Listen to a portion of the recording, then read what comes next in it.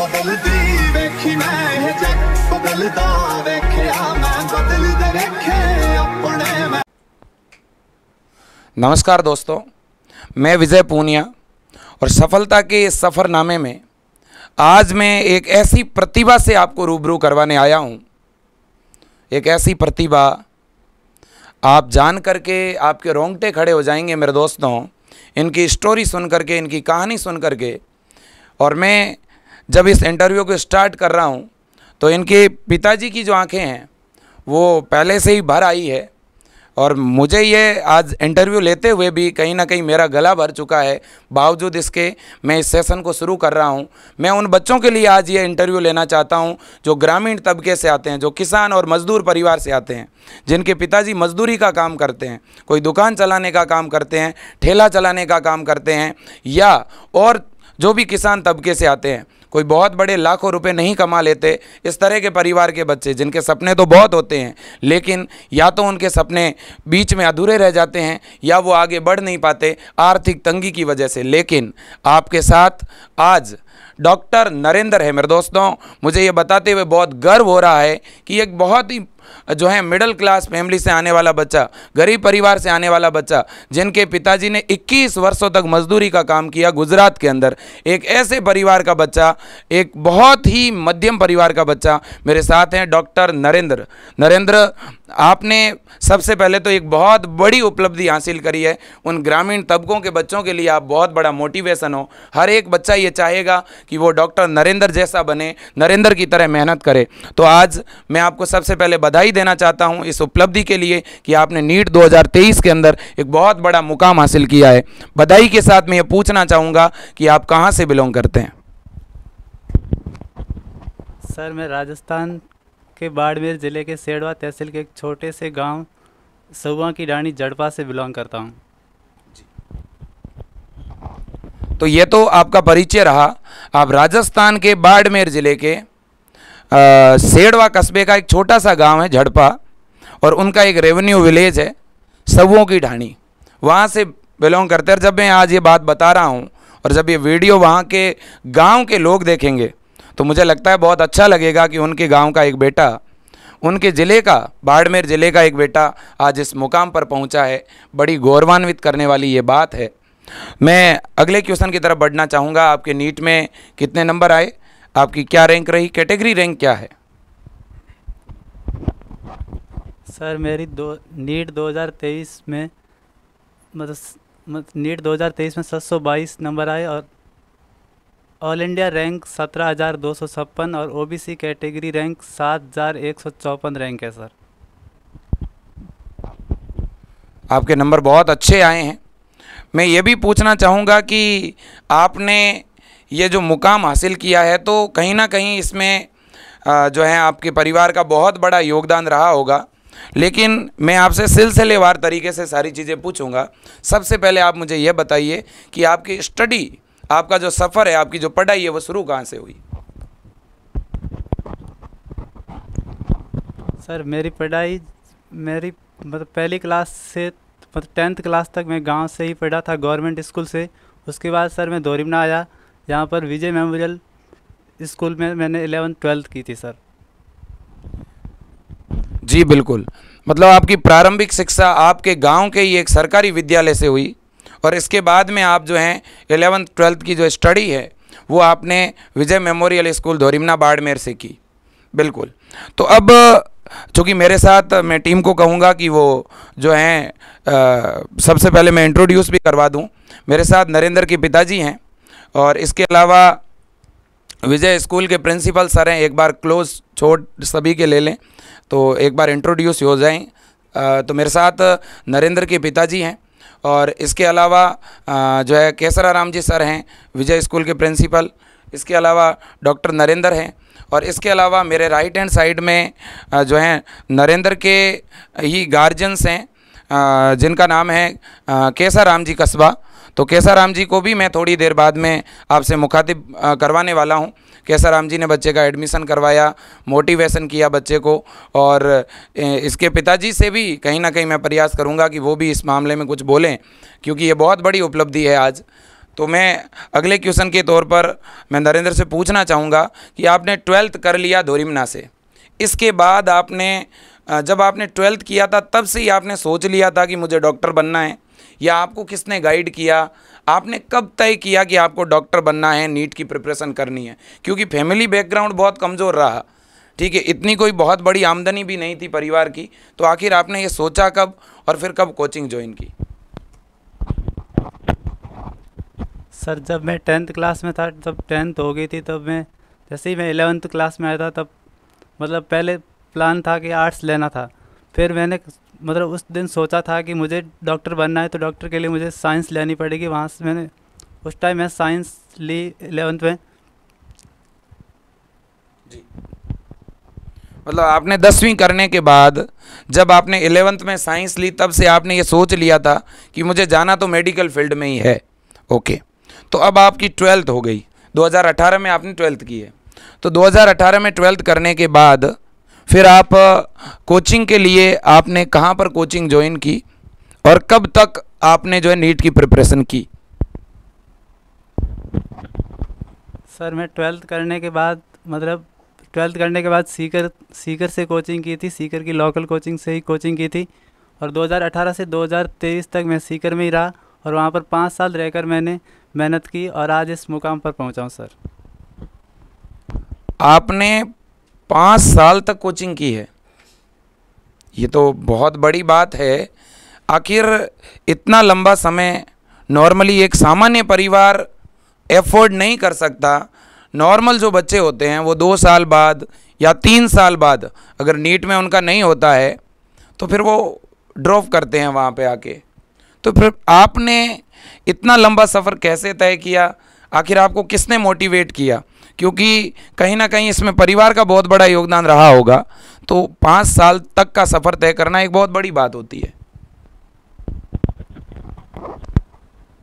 Sir जब मैंने मतलब 2-3 साल तक तैयारी की थी, तब मतलब नंबर कम ही 550 तक रह रहे थे, तब बहुत सारे लोग बोल रहे थे तू फील्ड चेंज कर ले, बीएससी वगैरह कर ले, वहाँ से अच्छा रहेगा। फिर मेरे फैमिली वालों ने बोला कि नहीं, बनना तो डॉक्टर ही है, और मेरा भी एक सपना था कि मैं डॉक्टर ही बनूंगा, और मेरे गांव के अंदर आज तक कोई डॉक्टर नहीं था, तो इसलिए भी मुझे पोटेंशियल मिल रहा था कि मुझे डॉक्टर ही बनना है। इसलिए वही मेरा मेन मतलब मोटिवेट था कि मुझे डॉक्टर ही बनना। सर तो उस समय चूँकि आप अपने गांव के पहले डॉक्टर हैं, ये बड़ी गौरव की बात है। तो मैं आपसे ये भी पूछना चाहूँगा कि तो फिर तो भी कहीं ना कहीं जो है आर्थिक प्रॉब्लम तो आई ही होगी, क्योंकि आपके पिताजी क्या करते हैं, एक बार आप खुद ही बता दीजिए। मेरे पिताजी गांधीधाम के अंदर मजदूरी का काम करते हैं, और मेरे पिताजी ने मुझे कभी ये महसूस नहीं होने दिया कि मतलब फाइनेंशियली वीकनेस कभी मुझे महसूस नहीं होने दी।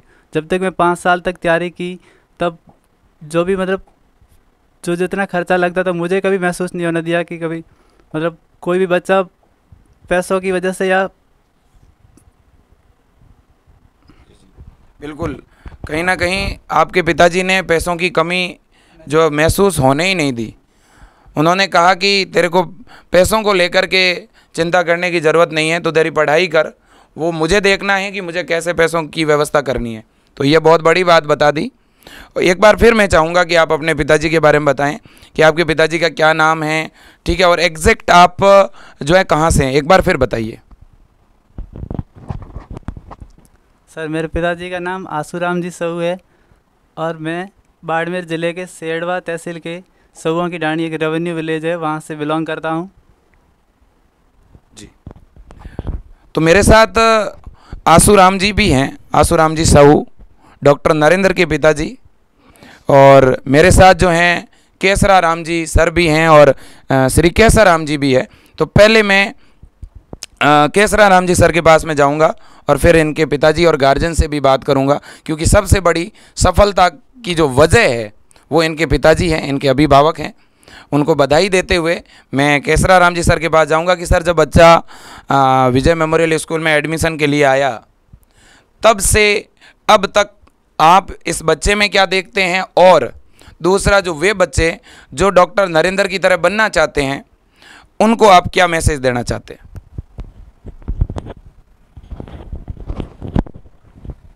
Thank you sir. जब ये विद्यार्थी Shri Vijay memorial senior secondary school में आया तो एक सामान्य और औसत विद्यार्थी था, और एनटी द्वारा आयोजित 2023 की जो एग्ज़ाम मेडिकल क्षेत्र की सबसे बड़ा एग्ज़ाम और टफ कंपटीशन है, इस कंपटीशन में इस सत्र में विजय मेमोरियल के 5 विद्यार्थियों का चयन हुआ है। और इस चयन में देखा जाए तो सभी बच्चे हैं जो कि पृष्ठभूमि से, सभी ग्रामीण परिवेश से हैं, और औसत विद्यार्थी सामान्य स्तर के विद्यार्थी हैं।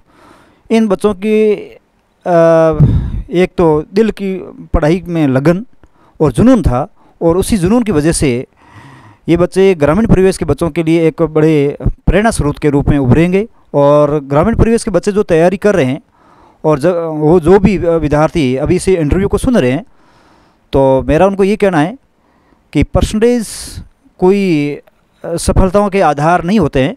परसेंटेज ठीक है, एक तत्कालीन समय के लिए एक आधार और कक्षा का एक स्तर होता है, लेकिन उसके बाद में जो अपन पढ़ाई करते हैं वही काम आनी है। और अब जो एनसीईआरटी का जो सिलेबस है वही सबसे नीट के सिलेक्शन में बेस्ट पॉइंट है। Thank you sir. तो मैं आसूराम जी से भी पूछना चाहूँगा कि आसूराम जी, आपने जो है बच्चे को डॉक्टर बनाने के लिए अपने अमूल्य कम से कम पिछले 25 साल मुझे लगता है मजदूरी में लगा दिए केवल अपने बेटे के लिए। तो आज आपका बच्चा इस मुकाम पर पहुंच चुका है। चूँकि आप इतनी बढ़िया हिंदी नहीं जानते, लेकिन आप यह भली भांति जानते हैं कि बच्चे को किस तरह से जो है सक्सेस करना है, बच्चे को किस तरह से पढ़ाना है, ये आप बखूबी जानते हैं। एक सबसे अच्छे अभिभावक के जो गुण हैं वो सब कुछ आप में हैं। तो आप थोड़ा बहुत बोलिए ताकि जो लोग अपने गाँवों के लोग हैं, जो किसान परिवार से आने वाले लोग हैं, उनको एक प्रेरणा मिले, मोटिवेशन मिले। आपने जो है आसूराम जी जो है किस तरह से बच्चे को पढ़ाने के लिए प्रयास किए, आपने कहाँ कहाँ पे बच्चे को पढ़ाने के लिए मजदूरी करी, ठीक है, और आज आप कितना खुश है कि आपका बेटा डॉक्टर बन रहा है। तो सबसे पहले तो जो लोग अपने बच्चे को पढ़ा रहे हैं, जो अपने बच्चों के लिए मेहनत कर रहे हैं, उन लोगों को, उन बच्चों को, पढ़ने वाली जो प्रतिभा है, उनको आप क्या कहना चाहेंगे? तो सर मैं कहना चाहता हूँ, वो तो मैं मजदूरी करके पढ़ाया, ठीक है ना, पढ़ने वाले बच्चों को तो या नहीं हारेगा तो उसका बहुत पढ़ना चाहिए, ठीक है, मेहनत करनी, मेहनत करे तो मेहनत एक दिन सफल होगा। अच्छा, आपके बच्चे भी जो हैं लगभग 4-5 वर्षों तक लगातार बच्चे ने कोचिंग करी है, 5 वर्षों तक कोचिंग करी। तो मतलब आपने कैसे मैनेज किया? काफ़ी खर्चा लगा होगा, तो आप मतलब क्या काम करते हो, आपने ये चीज़ें कैसे मैनेज करी? हम तो सर बोरी डालते हैं गांधीधाम में, 5 साल में 10-12 लाख रुपया खर्चा हुआ, ठीक है ना। हाँ। मैं बोला ये, मैं सोचा ये तो मैं पैसा दूंगा, एक दिन सफल हो गए हुआ। जी बिल्कुल बिल्कुल, आपने मतलब मजदूरी करके अपने बेटे को पढ़ाया है और आज आपका बच्चा डॉक्टर बना है। तो अब तो घर में बहुत जितने भी इसके माताजी पिताजी सारे लोग खुश होंगे। सब खुश है सर, सब खुश है। मेहनत करिए। अच्छा, कुल मिलाकर के जो जितने भी लोग हैं, जितने भी अभिभावक हैं, मुझे पता है कि सभी अपने बच्चों के लिए, अपने संतान के लिए पढ़ाने का हर संभव प्रयास करते हैं, लेकिन एक ज़िंदगी में मोड़ आता है, वहाँ से बच्चे का करियर शुरू होता है, बच्चे की लाइफ वहाँ से शुरू होती है। तो उस समय अभिभावकों को निर्णय लेना पड़ता है। तो सही निर्णय लिया और आज बच्चा इस मुकाम पे है। मैं एक क्वेश्चन और पूछना चाहूँगा डॉक्टर नरेंद्र से कि नरेंद्र, आपके 10th 12th में परसेंटेज कितने थे? सर मेरे 10th में परसेंटेज 68 है और 12th में परसेंटेज 78 है सर।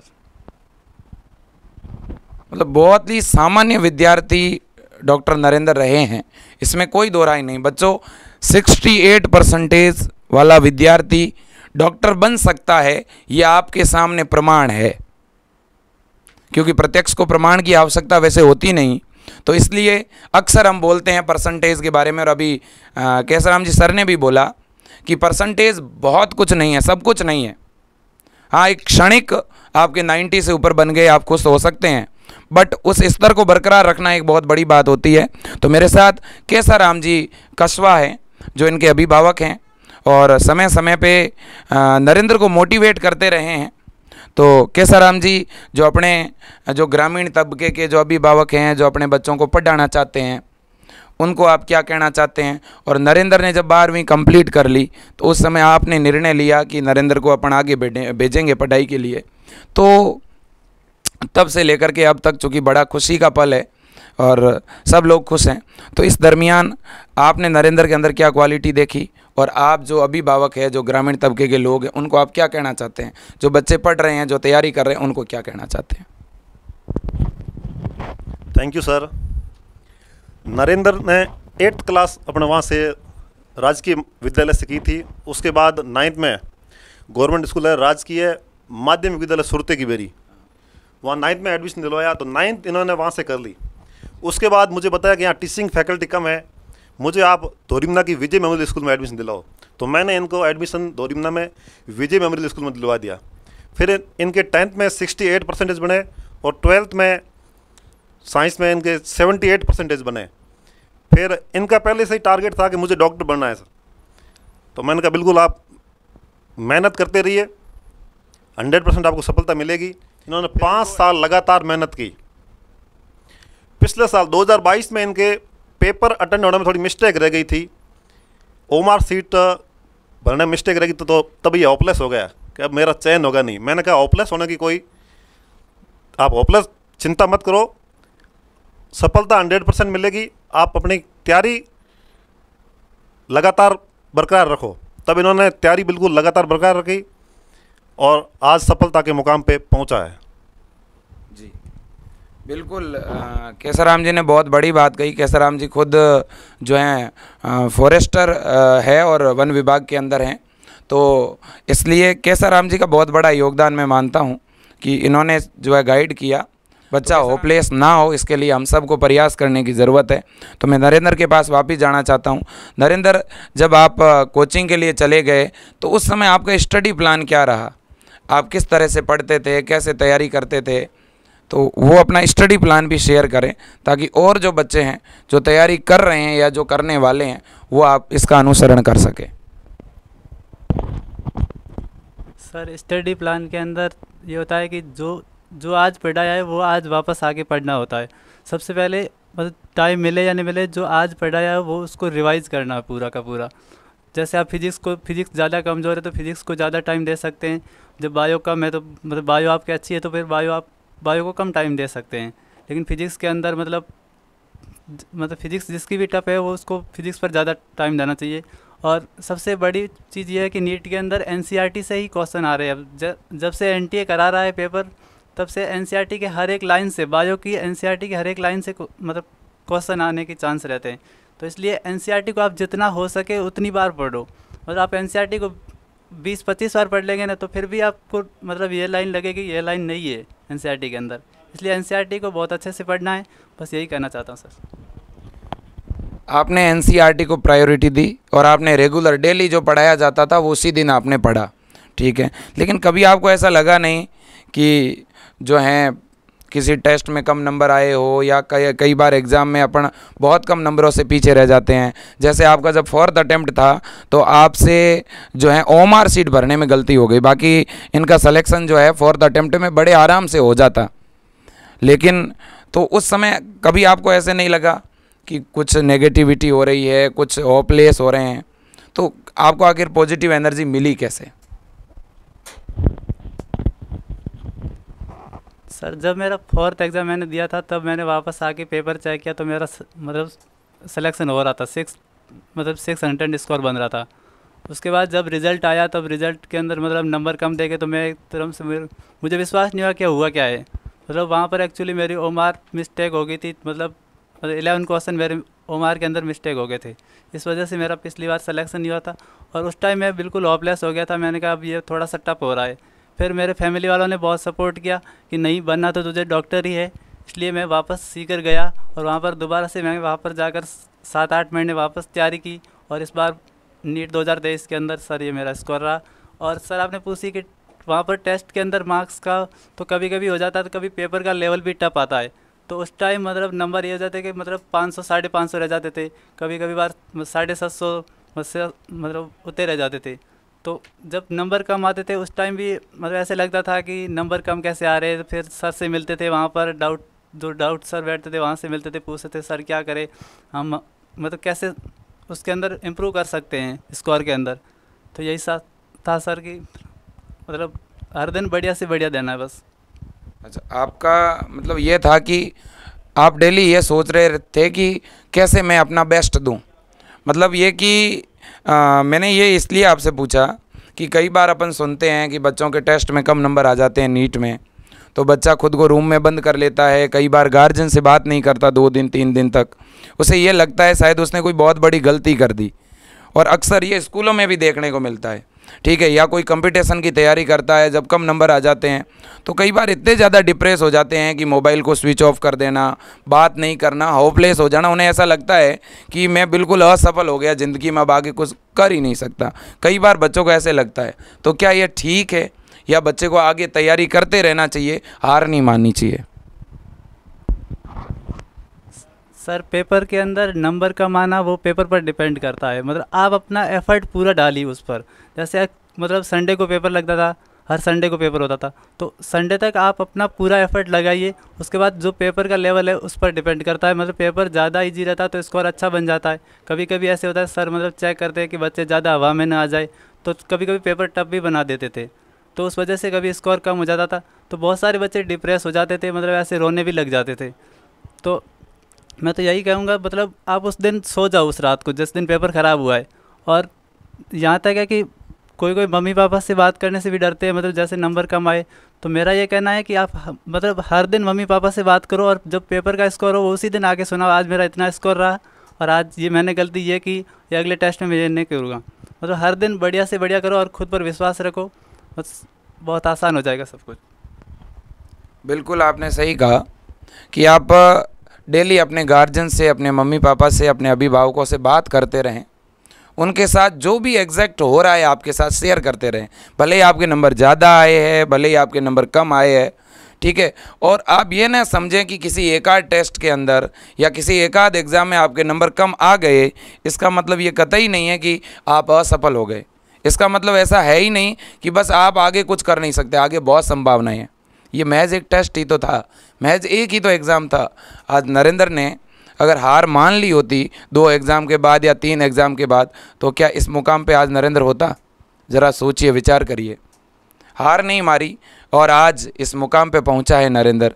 डॉक्टर नरेंद्र कहीं ना कहीं मिसाल है उन सब बच्चों के लिए जो एक आध एग्ज़ाम के बाद या 2 एग्ज़ाम के बाद जो है छोड़ देते हैं अपनी प्रिपरेशन। कोई भी कंपटीशन एग्ज़ाम हो, मैं केवल नीट की बात नहीं करता, और भी बहुत सारे कम्पिटिटिव एग्ज़ाम हैं, उनमें अक्सर ऐसा होता है। इसलिए ये बहुत बड़ी बात है आज कहीं ना कहीं नरेंद्र के लिए ही नहीं, हम सब के लिए, पूरे राजस्थान के लिए, और राजस्थान के बाहर के जो बच्चे हैं जो आज नरेंद्र को सुन रहे हैं, कहीं ना कहीं नरेंद्र आपका प्रेरणा स्रोत होना चाहिए। आपके जो है हीरो नरेंद्र जैसे लोग होने चाहिए, जिन्होंने वास्तव में जीरो से उठ करके, बिल्कुल बेस से लेकर के और इस मुकाम को हासिल किया है। तो इसलिए दोस्तों, ज़िंदगी में बहुत सारी दिक्कतें आएगी, परेशानियां आएगी, उनसे हारना नहीं है, मेहनत करते हुए आगे बढ़ना है। तो सफलता के सफ़रनामे में आज के लिए इतना ही। Thank you. जय हिंद, वंदे मातरम।